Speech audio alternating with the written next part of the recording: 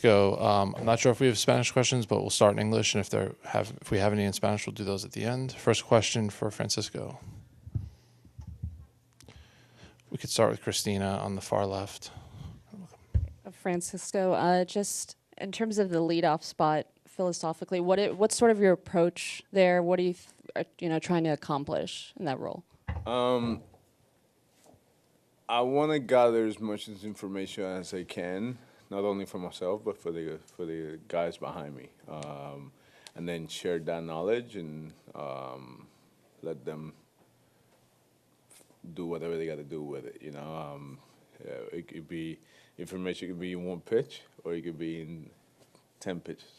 And just playing off of that, I think after your home run yesterday, you said something to Vientos. Just how important is that aspect of it, especially for the younger guys? It's very important, and you guys seeing it right there, but then they do it to me. If there's a guy that I haven't faced, because he comes in for the middle of the lineup, they'll come up to me and tell me the same thing, whether it's what the ball's moving, what we see, what we don't see, and how should we, if the conversation that we had about the attack plan, is it going to work? There's so many different variables, whether it's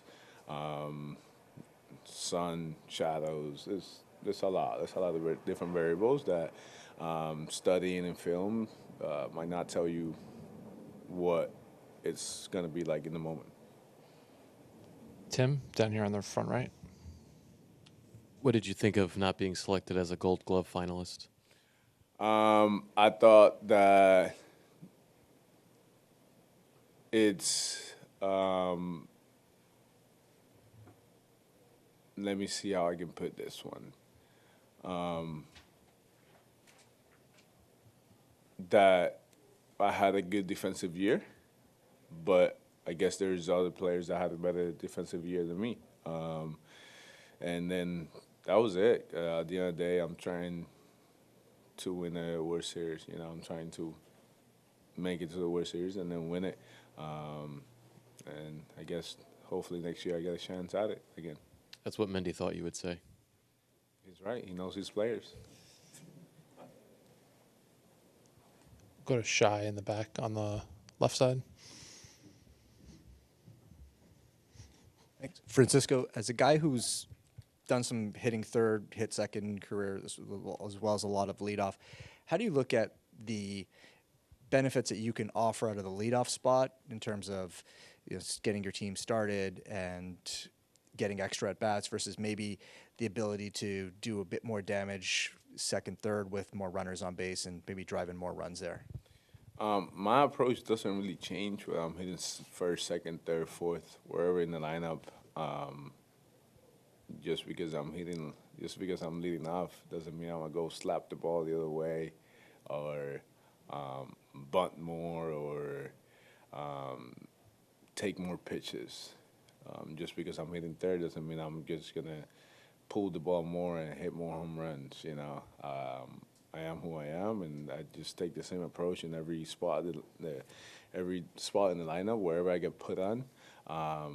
With that being said, there is a little bit more of a responsibility when you're leading off of you have to share a little bit more information because you are the first person that's facing the starter that day. And then it's the same thing with the stolen bases last year when they say, oh, there's a different rule now, you're going to run more. I'm probably taking the same amount of chances I've taken my whole career. I think my game is not going to really change that much. I just love getting things started. I think it's kind of cool to be able to get a base hit, steal a base, or a home run, or a double, and just get the crowd and the team going. As of right now, I do prefer it today. Next year, I might come in and say, you might ask me the same question. I might be hitting second. I say, I prefer to hit second. Whatever the team needs. Come to Dave on the right side. Francisco, we've seen a number of elite players that come to the playoffs and have a hard time performing, whether for whatever reason it might be. When you first hit the playoffs, you've done well ever since. Is there something, can you acknowledge that it's not just the same game as it is during the regular season, that it does take a little bit of a mental adjustment to be able to perform in October? Yeah, I can acknowledge it. It's not. It is the same game. There's more pressure. There's more. There's more stake. I guess that's kind of what I'm trying to figure out how to say.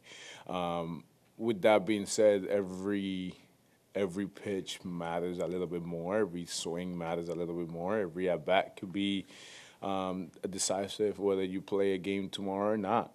So. Yes, you are focused. You study a little bit more in depth. You prepare a little bit different. I guess the same thing with the pitchers. They go through lineups and they say, this guy can't beat you. This guy, he will beat you if you throw him here. However they want to navigate the lineups, and there's different strategies that. Pitchers have throughout the regular year and then in the postseason, and I've been fortunate enough to have a lot of good hitters around me. So I think that's and coaches as well. So I think that success that I've had, it goes to them. It goes to the people that's around me and the people that's helping me prepare on a daily basis. I thank the Lord for helping me be able to contribute. In the postseason, there is a lot of pressure, and that pressure is a blessing in a way, because I've sat home at this time of year and it sucks. So to be in this position right now, I think it's fantastic, it's fabulous, and being able to focus and study a little bit more and come in and be ready to perform. It's cool. With that being said, it's one of those where not every day you're going to have a good game, You just got to have the mentality of the guy behind you can also get it done. And they're really good hitters as well. Let's go to Mike in the second row in the middle. Francisco, when Ohtani was in here, he was asked about you, and he mentioned you seem like a good guy and you smile a lot, but he also said he does feel some sort of connection with you in the way that you're both trying to really lead your team to a World Series here and a championship. And just wondering what you've played against him plenty, but what, aside from the obvious incredible talent and what he can do, what are some things you see about his game that player to player that you admire or that you notice? I admire his shoes. He's got cool cleats.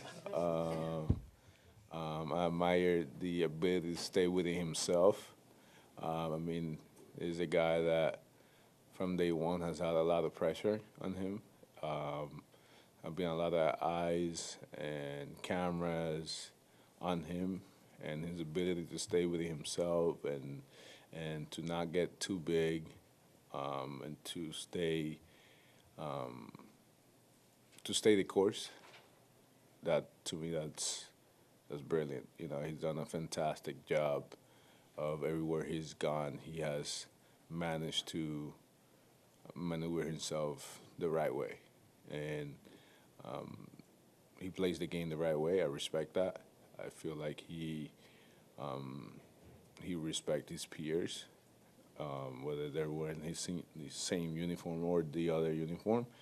And, it's been fun to watch him come into the league and become as good as he has. Go to Jesse in the second row on the left side. Curious, Francisco, for a good hitter like yourself, what's the one thing or the most important thing you've learned about hitting from JD Martinez, if anything?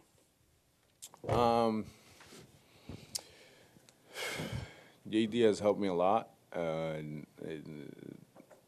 if there's one thing I can